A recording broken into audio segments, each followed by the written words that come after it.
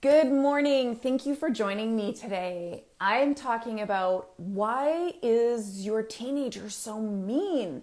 Like, if you would have spoken to your parents like that, you would have been 6 feet under in about 6 minutes. And yet it continues. And at what point are you allowed to say, that's enough? Like, you can't talk to me like that. This is unfortunately an epidemic that I am seeing for a whole lot of reasons that I'm going to try and touch on and cover today with you to, number one, so that you have a better idea of why the problem is happening, which P.S., it's not because you're a bad parent. So can we just say that right now? This is not because you're a bad parent. Excuse me, not because you're a bad parent. This is about... It's about a product of many, many, many years of things, of happenstances that are kind of like all coming to a perfect storm right now. And I also am going to give you some resources and tools so that you can help be part of turning some of these things around, not only for yourself, because I believe you deserve to be treated with respect and dignity. That is not negotiable for me in my world as a human being. And I believe that you deserve the same. And so does your teenager. And so how the heck do we do both? So thank you for joining me. My name is Allie Payne. I'm a certified life coach, certified relationship systems coach, generational trauma, emotional, physical abuse survivor, eating disorder, suicide attempt, the whole dang thing. I was that teenager. Let's just put it that way. And now I've spent 14 years taking everything I learned in all of my therapy, because it's on like forever, and then life coach and relationship systems coach training to work with parents and families to help you end the painful disconnection, the emotional and baffling blow-ups, the stressful silences, the constantly disrespectful communication. I don't think it needs to happen. And unfortunately, if you're like me, I was not taught any of these relationship skills. Like, where was that class? I know I skipped a lot of school, but sorry, I'm just going to fix my chair here. I skipped a lot of school, but I didn't miss that class. It just wasn't offered, and it's not helping us at all. And so my mission is to share everything I've learned, both as a parent and through my training and through all of my therapy and recovery, with as many parents as I can, so that you can have the relationship that you know is possible with your teenager. I know you love them. And I know at some level that they love you. They just have a hard time showing that. They look more like a porcupine. So stick with me. All right, so let's jump in.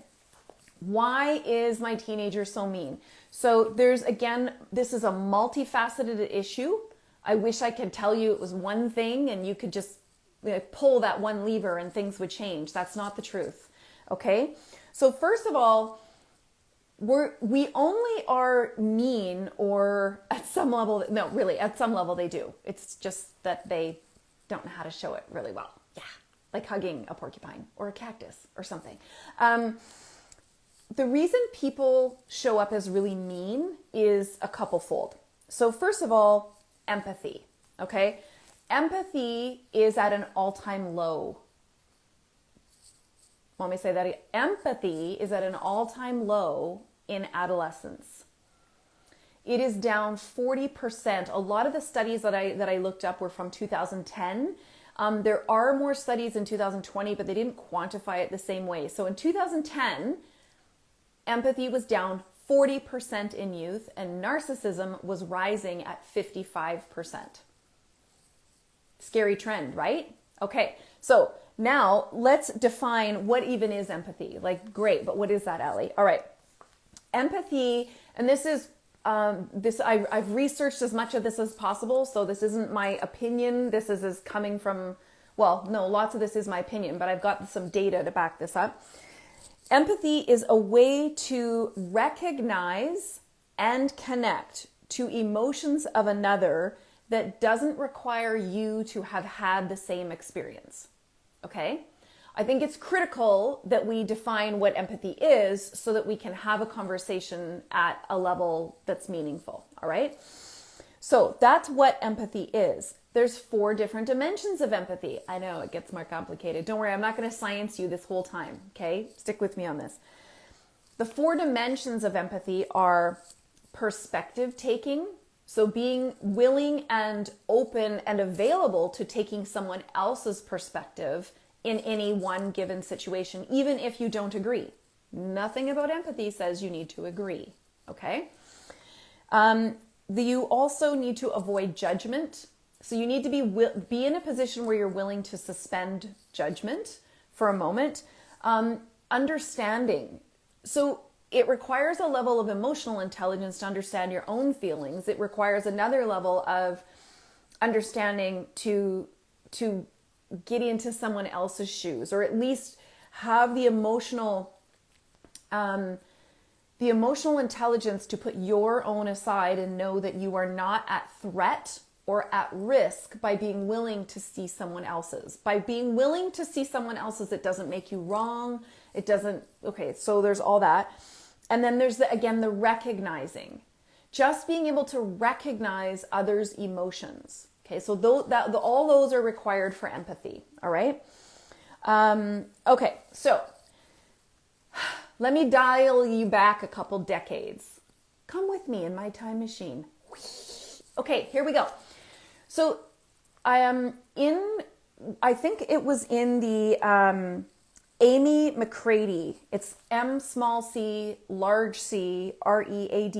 Amy McCready, the Me Me Me Epidemic. I've read so many books about early adolescence. I can't remember, but I looked it up. I think that's the one where there are sociology studies, okay, that go back to post Vietnam War, not just World War II, but post Vietnam War, where because life had been hard, can we just say that, like, life had been really hard for decades with war and everything else. And so, hey, Safina. And so parenting prior to, the end of the Vietnam War and prior to World War II it was about survival. Like, it was GST, get done, right? Know what I mean there? I can't bleep myself. And it was about survival, and there was rations. It was life and death. There was no room for emotion. Like, that would get you killed. Okay? So parenting went very much from like complete authority, command, control, fear of God. Like, raise your hand if you had the fear of God from your parent. I did too. To what ended up happening is it actually started in the 60s.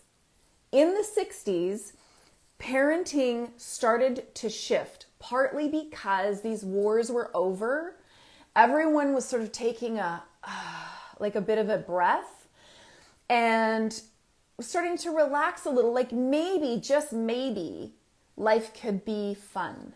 There could be some joy. Maybe there was room for emotion. So what ended up happening in the 60s is the control, the authority of a parent started to transfer slightly, ever so slightly, to children, just in acknowledging emotions and not wanting to parent out of fear and survival anymore. So we are now 2 generations, at least fully 2 generations into that. And the studies show that every single decade, authority has been passed further and further until we have so crossed the line where parents, for lack of a better word, and again, this is not about your intelligence, please, at all. No one's teaching us this stuff. And so because we're not parenting out of survival anymore, we're trying to acknowledge, we've proven that acknowledging emotion is important in our parenting, but no one's teaching us how. We're just supposed to go do it.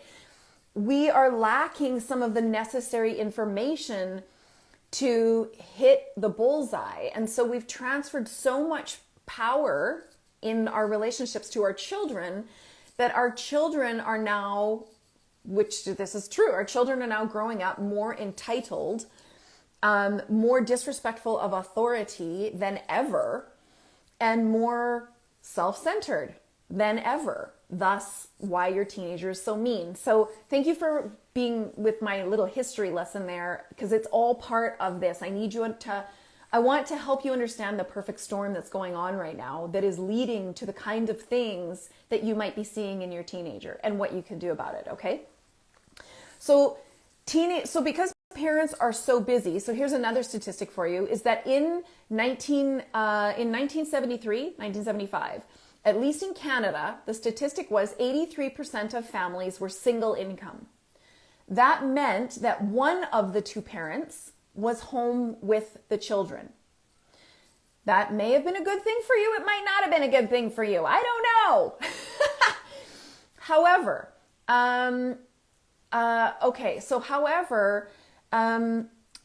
what that meant was there was a face-to-face relational content with children as they were growing up. It doesn't mean you sat and stared at your parent the whole time, but there was a parent who was home, who was around for the most part, okay? Now, as of 2010, I believe, the statistic was that over 85% of families, at least in Canada, are now dual income, which means those same kids, like perhaps you and I, are not at home with a parent as much, or there isn't a parent around. Now, I know in the 80s there was a whole latchkey kid thing, and for sure I get that. I was a bit of a latchkey adolescent. My family did a lot of volunteer and sporting events that I was not involved in because of my own sport and athletic endeavors. But a lot of these kids now, whether they're at a daycare or a day home, again, no judgment, whatever, I'm just presenting the data. But there isn't a parent with as much face-to-face contact. And a lot of that has to do with just financial need. The economic structure of the world has changed such that it's harder to make it on one income. So we have two incomes, okay? So that's enough of that part. Okay, now, yes, Allie, what does this have to do with my teenager being so mean? Okay, well, they are not having as much parental relational time. Thank you. As much parental relationship face-to-face time, okay? Now, again, I'm not judging. Please, I'm not judging you. I know you're doing the best you can. I know you're doing everything that you need to do what's necessary for your family, okay? All right, so there's those two things. Then, let's add in digital devices, shall we? Ooh, this is getting like a good soup. One that you just keep adding. Sorry, why? Add in digital devices, okay? Digital devices are not the entire reason that your teenager might be so mean, but it does have a lot to do with it, okay?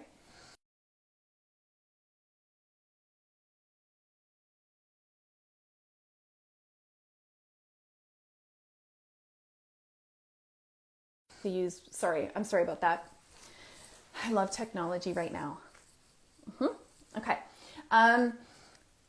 So empathy is developed in the brain. It does start at a very young age. And for the most part, it happens via face-to-face connection. Okay.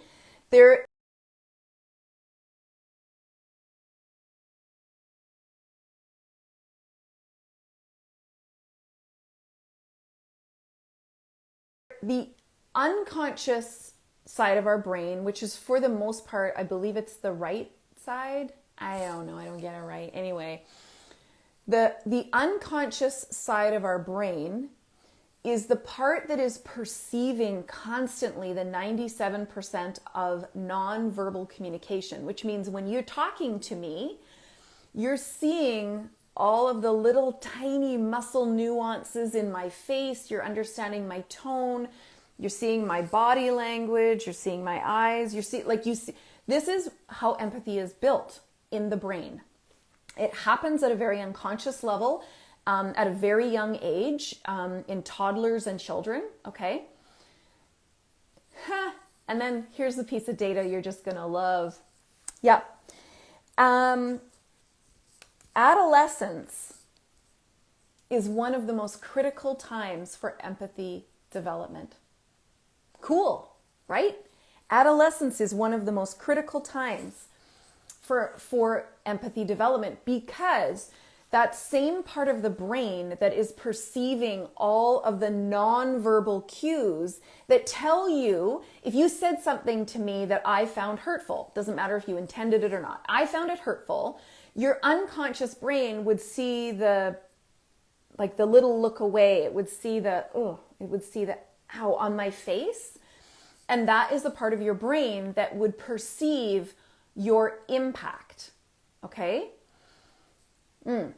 So we got adolescents where this part is most critical because their emotional brain, that unconscious brain, is developing far more complex thought processes and software and hardware. It's all forming in there in adolescence. And so that's why empathy development is so critical at that age and stage. Now, you ready? Let's add in cell phones.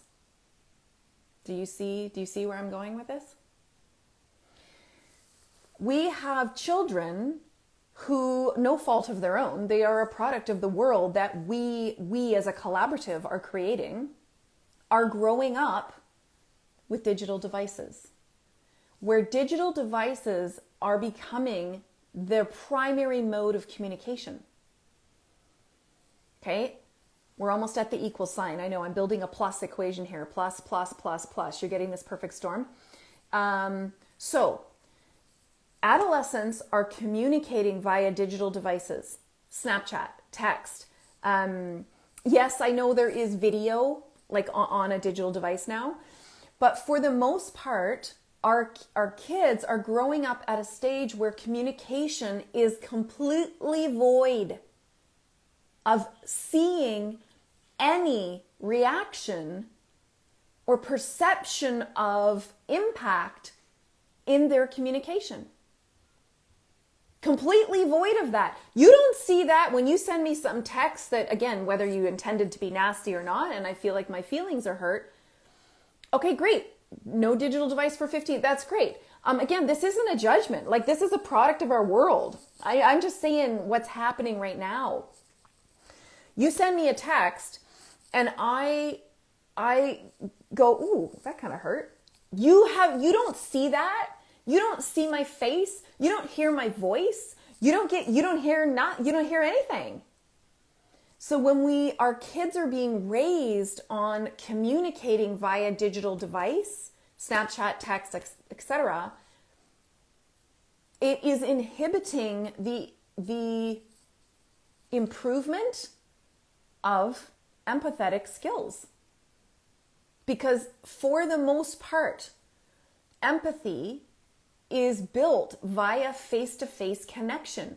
That is how you see your impact. It's how you can perceive and own the consequences and the impact of whatever your behavior or communication was. When we're doing all that via digital device, they get nothing. That's pretty scary. And now, last plus, I promise, add a pandemic in there. Add a pandemic in there where for a lot of teenagers right now, the only way that they can remain in contact with their social network, which is critical for mental health, their positive mental health. Yes, they're all on devices more, I know. I'm talking to adolescent psychologists and pediatricians, and they're all saying, let them have a little more time because their mental health to remain connected is critical. But do you see how we're sewing in this constant connection via digital device? Unless, of course, it's FaceTime or something. But let's face it, teenagers they go like straight like to Snap or to text, or right? They're not doing a lot of video. So this is what ends up happening is we get teenagers who are showing up in the world as really mean-spirited because they may not have had the same experience of developing a well-rounded sense of empathy that in previous generations was more of a natural happenstance. I'm not going to tell you it was intentional because, again, we're not teaching us how to do this, okay? So Then we get where, because of the transference of power between parents over to children, where we've crossed a line on that, where we are not only are a lot of teenagers perceiving that they have more authority than their parents in the parent relationship, and parents are showing up probably because they've tried everything they know and they're at their wits' end and they don't know what else to do. Parents are showing up in fear of their teenager, which raises the power that the teenager perceives or has in the relationship and lowers that of the parent.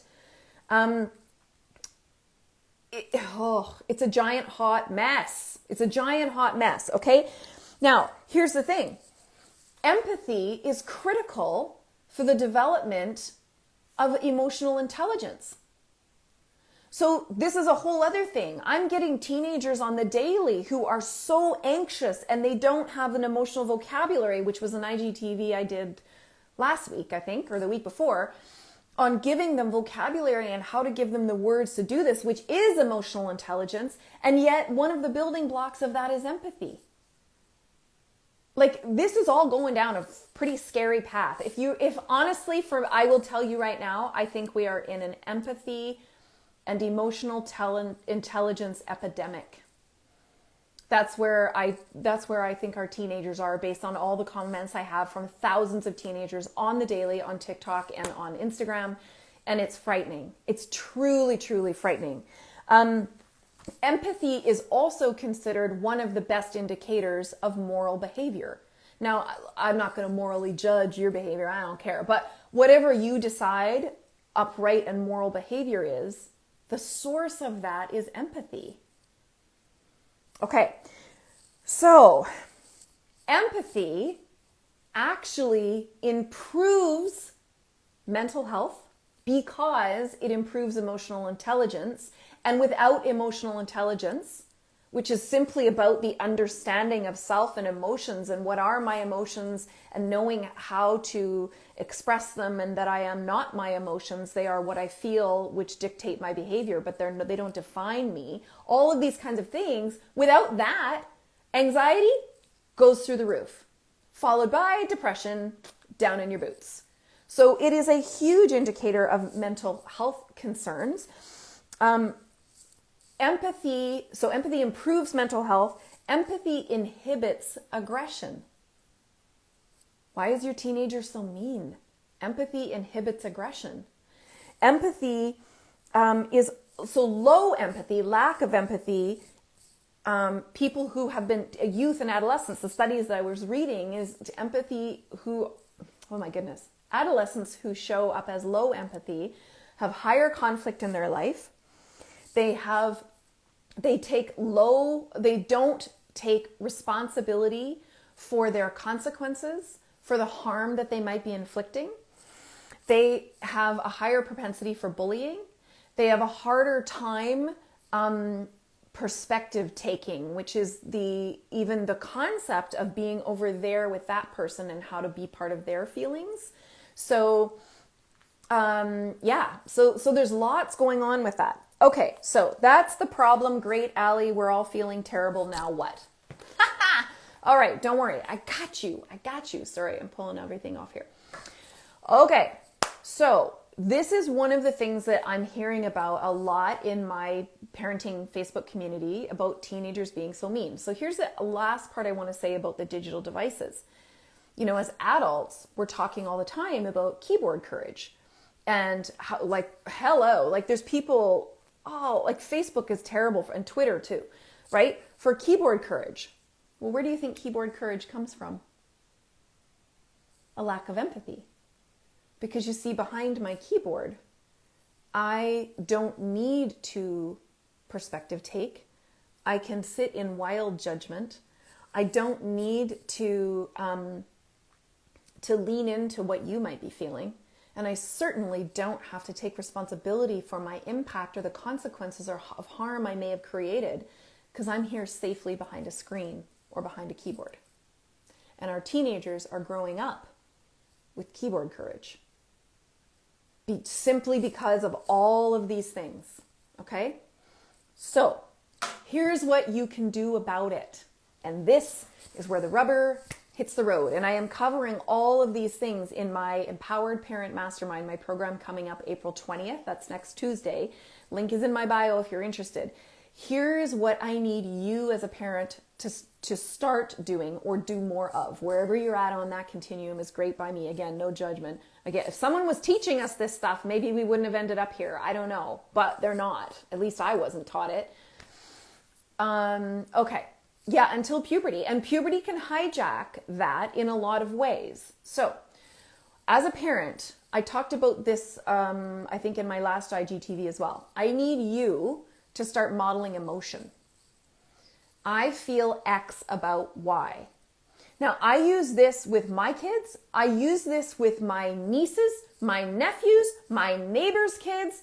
I didn't care whose child was standing in front of me that just did something pissy or something I thought was uncalled for. I didn't care. You know what I would say?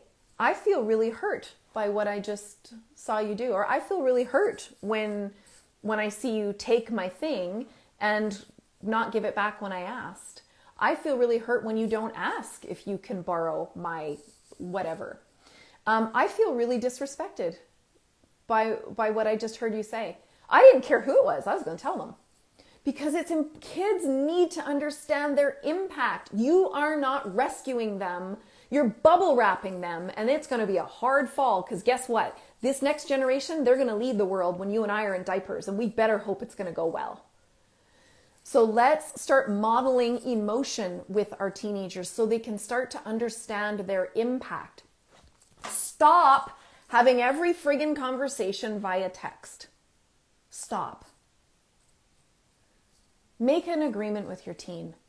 Can we talk about logistics by text? Like, when are you coming to pick me up? What needs to go where? Can we not do relationships via text or Snap, please? There is that 97% of communication that your brain forms in all the nonverbal that creates building empathy is not present on a digital device. You only have the 3% of communication where you cannot interpret, or you are most likely to misinterpret, tone, intonation, intention. You don't know any of that. The more conversation you can have with your teenager and say, look, can we just agree to do this and these things by text? And can we agree that I can just like quickly call you? I know teenagers are allergic to phone calls. My teenagers are allergic to phone calls. Sometimes I'm allergic to phone calls. I get it. These were never intended to create healthy relationships. Ever. They weren't. Okay? So that's number 2. Express emotions. Use the phone and only use text for logistics. Don't use text for relationships. It won't work. You say, well, my teenager won't talk to me. Well, that doesn't mean that then you slide into the DMs trying to have a relationship, because again, it's still not going to work to build empathy. Okay.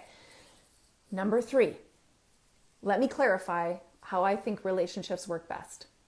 From a human dignity perspective, I am equal to my kids. I am human. They are human.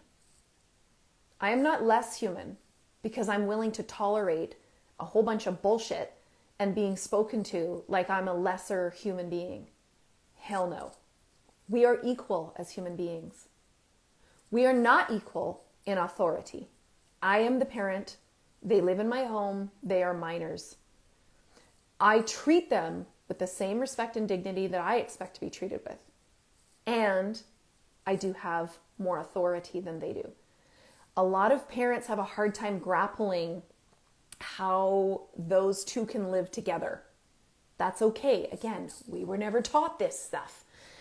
Okay, so when you start using emotional language, that is modeling for them. When you start using and building empathy, helping them to build empathy by doing this. This is a little bit of a story. I'll try and keep this short. My kids were, 11 and 9, 10 and 12, something like that. I will never forget this. They had a huge fight out in the backyard. And I went out to see what was going on. Well, basically, one of them had decided that he was just a better person, like a better overall human being than his brother. That is called contempt. Your teenager will more likely treat you with contempt, which means treat you as a lower human being because of a lack of empathy. That's a lack of emotional intelligence. So my kids are having this huge fight, and I go out and I hear what is going on, and my heart breaks and my soul is on fire. I'm an empath. I'm a highly sensitive person. I was treated very, very, very, in my experience, very disrespectfully through the first 20 years of my life. And I have zero tolerance for that. Zero. Whether you're my friend, whether you're my family, I have zero tolerance for that. And here was my kids doing this to each other. I didn't do it super well, okay? I launched into a 45-minute lecture. That probably included the time I was out there talking to them about this. What contempt how holding yourself as better than someone else was toxic, and that we were explaining our differences, which we're in a world right now where being different is dangerous. Being different is so frightening. We have to make people who we perceive as different than us, we have to make them less than who we are, because we don't know how to be around people who are different without hating them. God forbid. So I explained to my kids their different personality styles and how they were showing up in this one thing they were doing in the backyard, and how that was coming to a head where it was creating a situation. One of my sons truly thought he was just a better human being than the other. Here's what I decided. That my son was going to have a piece of humble pie. Not in a cruel way, but in a teaching way. Because when we humble ourselves, if your teenager has to serve someone else, it humanizes the other person. We can only continue, or your teenager can only continue to treat you or their siblings or other people with cruelty and disrespect by dehumanizing them. And that is one of the things that digital devices has done. It is supporting our youth to grow up in a world that is dehumanizing people. They're just a thing in a screen. I don't care about them. I don't even know them. It's hard to hate someone I know. That's actually psychologically proven. They've taken, there's been tons of social experiments. We take people who have hated each other for years and get them in a room and get them to start talking about things that times in their life that were really hard. So, and they end up getting up and shaking hands, not because they're besties, but because we've humanized each other. So I had my sons, I had one of them serve the other. He had to help clean his brother's room. He had to help him put his laundry away, just things that were age appropriate, but he had to serve him. And when he served his brother, he humbled himself and humanized his brother to where, yes, they're still totally different, but they don't have that same lack of empathy, lack of emotional intelligence, where they can just label each other as less than and treat each other with such wild disrespect. And that's what teenagers are doing today. Now, this pandemic certainly makes it more difficult, and I was not the parent I wanted to be with my teenagers. When our kids were young, we used to do lots of serving experiences. We would go and help at the Salvation Army. We would help at a homeless center. We've served at the soup kitchen here, but with a pandemic, how do you do that? It's harder. The divisiveness in this world that is allowing us to dehumanize each other, which is what teenagers are doing, is making it easier and easier for them to be crueler. So if your teenager is being cruel to you, and this is another thing that you can do, again, is I feel X about Y, when you kowtow to your teenager, because it's hard to be on the receiving end of that much toxicity and pain, it continues to build their argument that you are less of a human being and they can continue to treat you like that. Now, I'm not saying come up against them and create this World War III in your house. Oh, hell no. I'm saying the more you use emotional language, the more that you can get them, and I did a talk about this, I think last week or 2 weeks ago, about sibling rivalry, when you get them to get in the other person's shoes. So remember, perspective taking is necessary for empathy. So when you can say to them, if someone said that to you, how might you feel? Now, most teenagers I know will be like, well, I wouldn't care, because they don't want to be vulnerable. Being vulnerable is very frightening. And they are becoming less and less willing to be vulnerable because of this lack of empathy.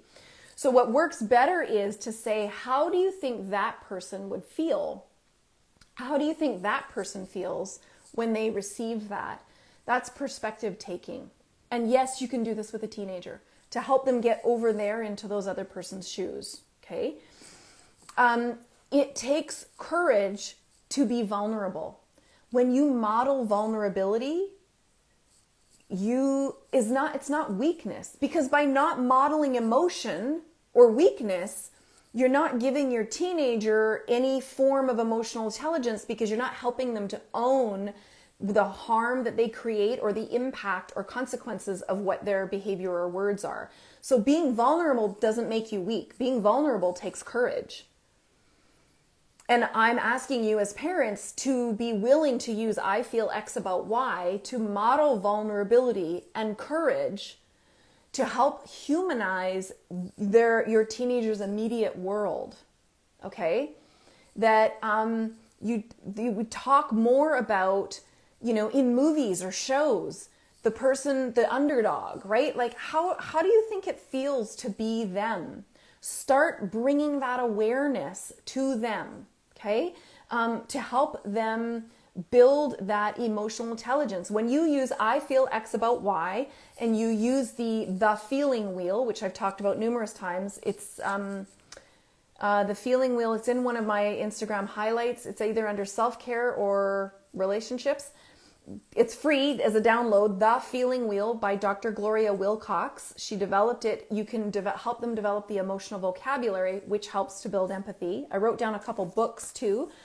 Amy McCready, again, it's Me, Me, Me, Raising Children in the Epidemic of the Me Culture. The Me, Me, Me book, Amy McCready. The Selfie Generation is a great book, Alicia Ealer. It's E-L-E-R. The Selfie Generation is another one. As far as for parents, building empathy and showing vulnerability and courage, I would say Brené Brown, Rising Strong. Another one from a parenting perspective, Dr. Daniel Siegel. The No Drama Discipline is a very good one to helping. He takes the drama out of discipline by helping you to build empathy with your kids. And it's written from the perspective of younger child and early adolescence, but let me just say it's a gem. It's one of my favorite books, Dr. Daniel Siegel. So the more that you can do your own work around empathy to start modeling empathy, you will humanize yourself to your teenager. And it becomes harder and harder for them to treat you as less than a human, which is the building of contempt, of bullying, the increased conflict because of a lower sense of empathy. Yes, there's a perfect storm going on. Can you and I change the world and the dependence on digital devices? No, we can't.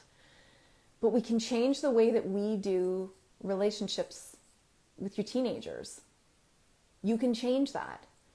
You can help them to build the emotional language. You can help them to understand the impact. You can help them perspective take.